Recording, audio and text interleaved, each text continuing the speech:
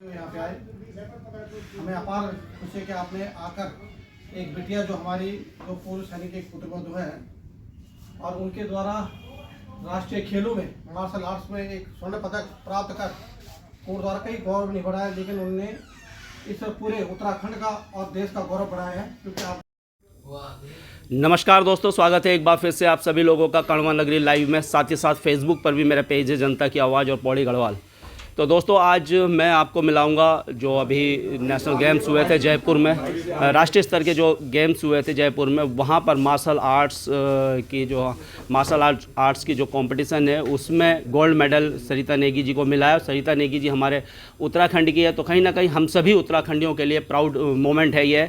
और उत्तराखंड में जैसा मैंने आपको कहा है कि प्रतिभाओं की कमी नहीं है, चाहे किसी भी क्षेत्र हो, चाहे स्पोर्ट्स एक्टिविटीज़ हो, चाहे आप देख रहे हो कि चाहे वो साइंस का क्षेत्र हो। अभी क्रिकेट में हमारे देखिए आप आईपीएल चल रहा है, बहुत बड़े बड़े उत्तराखंड के खिलाड़ी वहाँ पर खेल रहे हैं। तो कमियाँ, जो टैलेंट है उसकी कोई कमी नहीं है, कमी है बस यहाँ पर जो संसाधन है उनकी कमी है। और सरिता नेगी जी से मिलाएंगे, प्राउड मोमेंट है। तो आप सभी लोग वीडियो पर लाइक शेयर और कमेंट कीजिएगा, और इसलिए कीजिएगा शेयर कि जिससे और भी बच्चे जो एथलेटिक्स या दूसरे फील्ड में स्पोर्ट्स में हैं तो उनको कहीं ना कहीं मोटिवेशन मिले, और वो इन ऐसे जो हमारे जो विनर होते हैं उनको देखकर कुछ ना कुछ सीखें।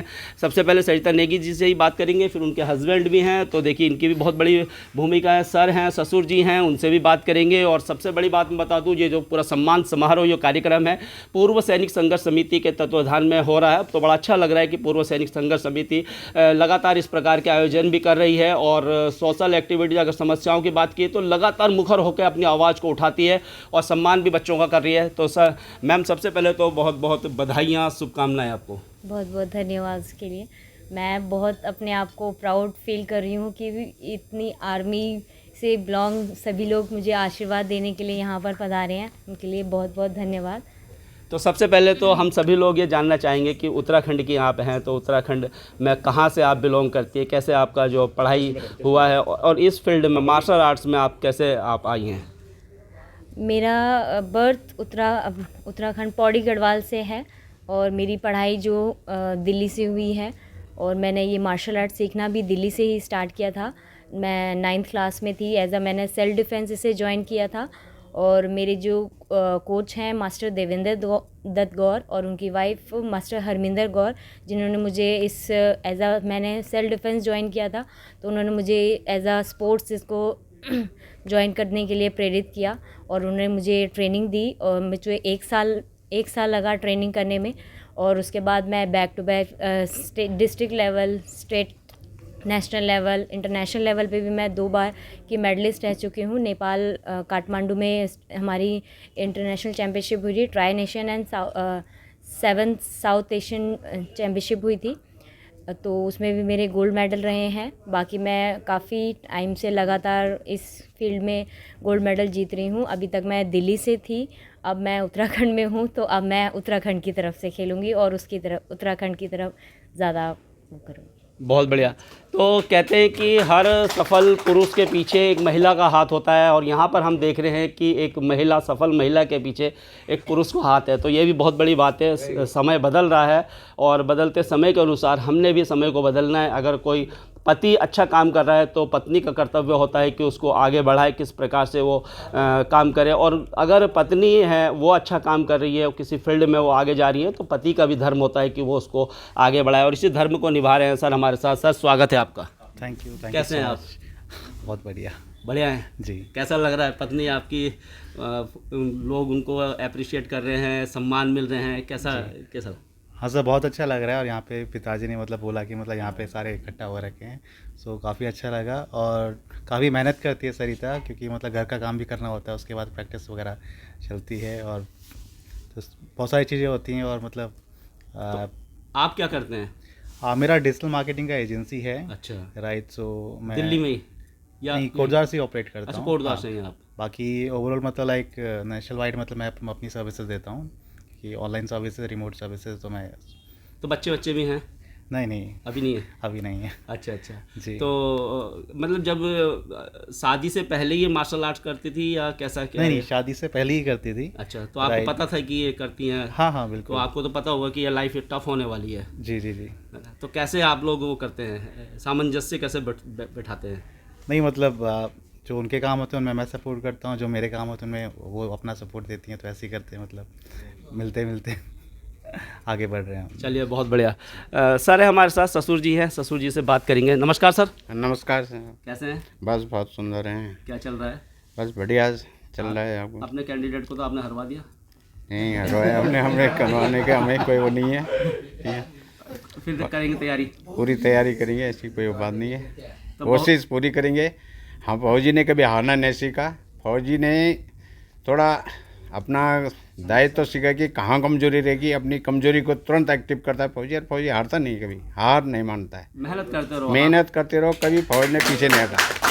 ऐसे हमने कोई नहीं किया। और इसीलिए फौज का सम्मान सबसे ज़्यादा होता है पूरी दुनिया में। Thank you. वैसे हमें विश्वास भी यार अपने ऊपर, कॉन्फिडेंस पे रहता है। जो हमने काम किया है, जो कर रहे हैं, हम उसको अच्छा करेंगे और अच्छा करके दिखाएंगे, एक नमूना बेच देंगे। लेकिन आपकी बहू तो जीत रही हैं। बहू को भी हमने यही प्रेरणा दिया है। हमने बोला बेटे फ्री रहना, कुछ नहीं, अगर आपने पढ़ा है, लिखा है, डिग्री की है, उसका सदुपयोग करना है, प्रेरणा देना दूसरे को, ना कि यहाँ दाल रोटी बनाओ और अपना घर में गप्पी हाँको। हमारा एक ही उद्देश्य है, दूसरे का प्रेरणा बढ़ो और शिक्षित करो। अपने जो कमजोरी है उसको बताओ और आज आगे बढ़ने की हमेशा प्रेरणा हो। इसी का बहुत बढ़िया। तो अब मैं जाऊंगा फिर सरिता नेगी जी के पास। सरिता जी, मुझे ये बताइए कि मार्शल आर्ट्स क्या है? मुझे भी ढंग से नहीं पता। मार्शल आर्ट जैसे ताइक्वांडो होता है और कराटे होती है, बहुत सारी चीज़ें इस टाइप से होती है कि मार्शल आर्ट क्या है? सर जैसे ताइक्वांडो है वो जापानीज़ मार्शल आर्ट है, कराटे है वो भी जापानीज़ मार्शल आर्ट है, मगर जो ये मेरा गेम है Sqay martial art, Sqay martial art जो है वो हमारा भारत का ट्रेडिशन मार्शल आर्ट है। अच्छा। और जिसमें ये तुरा और ढाल से इसकी फाइटिंग होती है। जैसे राजा महाराजाओं के टाइम पे तलवार और ढाल से अपनी रक्षा की जाती थी, तो उसी पे बेस ये गेम बना है। जैसे तलवार की शेप दी हुई है और फाइबर की वो स्टिक होती है उसके अंदर, और उसको कवर किया हुआ है जिससे कि बच्चों को चोट ना लगे। और ढाल होती है, उसी से बच्चे अपने अटैक और डिफेंस करते हैं।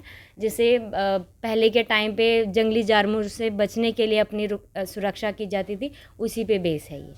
अच्छा, जब आपने शुरुआत की होगी इसकी, तो आप ये जानते थे कि मार्शल आर्ट्स मतलब जैसे हम देखते हैं कि ज़्यादातर तो अब तो महिलाएं क्रिकेट में भी बहुत ज़्यादा जा रहे हैं, क्योंकि आईपीएल हो गया है, तो इसमें भी काफ़ी महिलाओं का भी हो रहा है, फुटबॉल की तरफ जा रही है। तो मार्शल आर्ट्स कैसे आपने चूज किया, कैसे आपको लगा कि सर दिल्ली में काफ़ी मतलब गर्ल्स के लिए बहुत ज़्यादा ट्यूशन्स जाते हुए, स्कूल से आते हुए काफ़ी प्रॉब्लम फेस करनी पड़ती थी।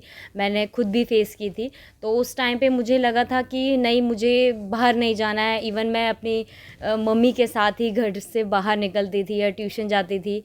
और सीन ऐसा हो गया था कि मेरी दीदी 12th पास आउट हो गई थी और मैं 9th स्टैंडर्ड में थी, और उनका मतलब मेरे को लगा था कि मैं घर से बाहर कैसे निकलूँगी। एंड सडनली मैं मेरे स्कूल में हमारी जो मैम है हरमिंदर गौर, वो आई ट्रेनिंग के लिए, उन्होंने बताया।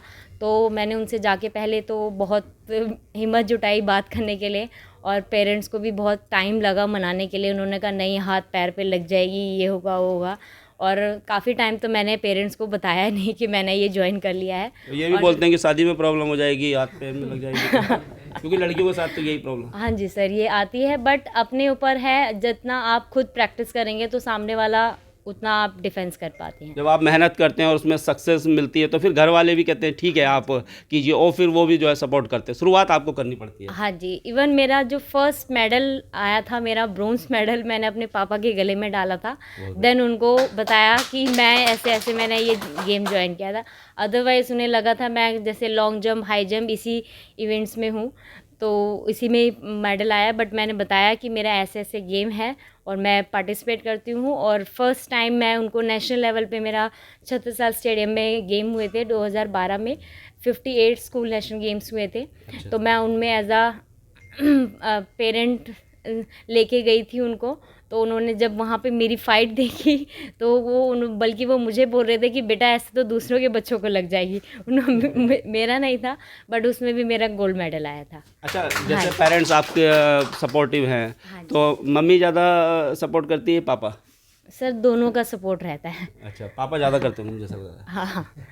अच्छा, अभी आगे क्या प्लानिंग है, किस प्रकार से? अभी तो आपने गोल्ड मेडल जीता है, आगे मैं सुन रहा हूँ कि आप बुसान जो कोरिया है वहाँ पर होने वाली जो कंपटीशन है वहाँ पर जा रही है, तो कैसी तैयारी है वहाँ पर, क्या है थोड़ा सा? सर उसके लिए अभी जो लास्ट अभी 25th सीनियर नेशनल गेम्स हम खेल के आए हैं, तो हमारी जितने भी गोल्ड मेडलिस्ट हैं उनका ट्रेनिंग कैंप चलेगा कश्मीर में।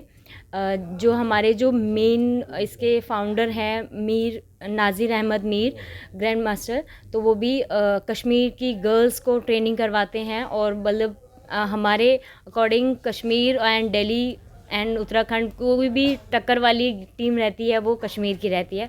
तो उन्होंने वहाँ पे ट्रेनिंग कैंप रखा है, वहाँ पे वो ट्रेनिंग करवाएंगे। उसके बाद नेक्स्ट हमारा जो स्टेप होगा वो कोरिया की तरफ है। अच्छा, जैसे शादी से पहले आप ये मार्शल आर्ट करती थी, तो जब शादी के बाद आप ससुराल आई तो किस प्रकार का सपोर्ट मिला, कैसा पूरा वो बैकग्राउंड रहा वहाँ पर?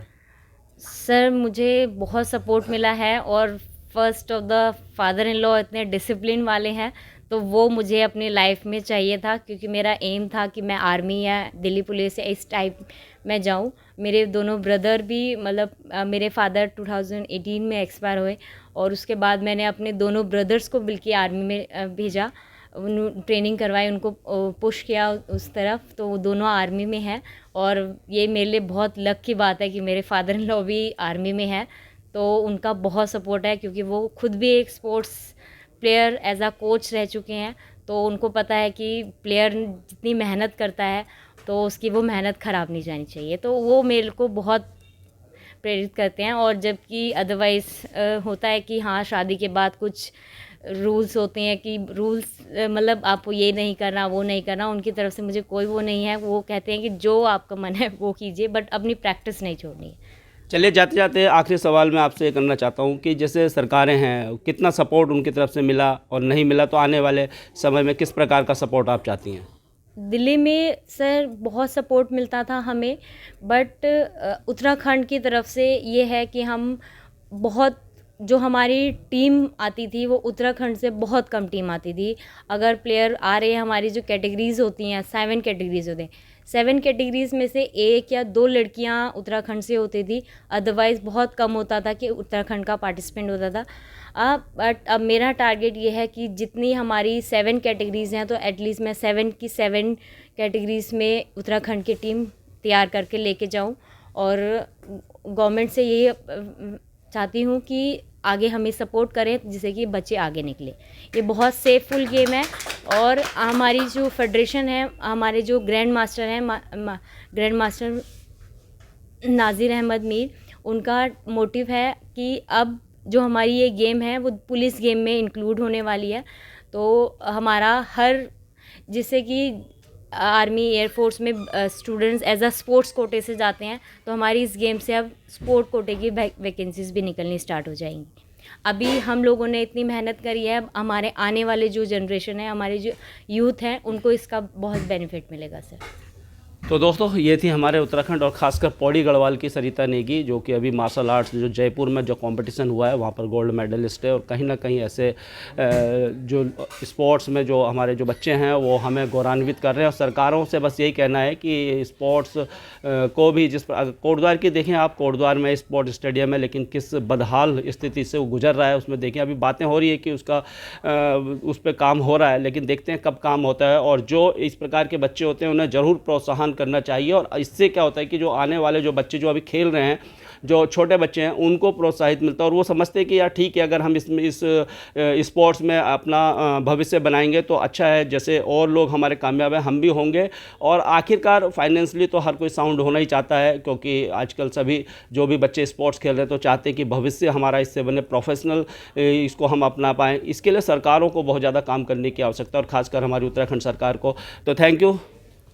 Thank you sir. धन्यवाद सर, बहुत बहुत आप सभी लोगों का। और इन सब के लिए भी आपने ये जो हमारे फौजी भाई हैं, पूर्व सैनिक संघर्ष समिति के सभी लोग, इनके लिए भी एक बार ज़रूर अप्रिशिएट इनको भी करना है, क्योंकि जिस प्रकार से लोग काम कर रहे हैं, समस्याओं को लगातार उठाते रहते हैं और ऐसे लोगों को भी सपोर्ट कर रहे हैं जो स्पोर्ट्स में कहीं ना कहीं आगे बढ़ रहे हैं। धन्यवाद दोस्तों, जय हिंद, जय भारत, जय उत्तराखंड।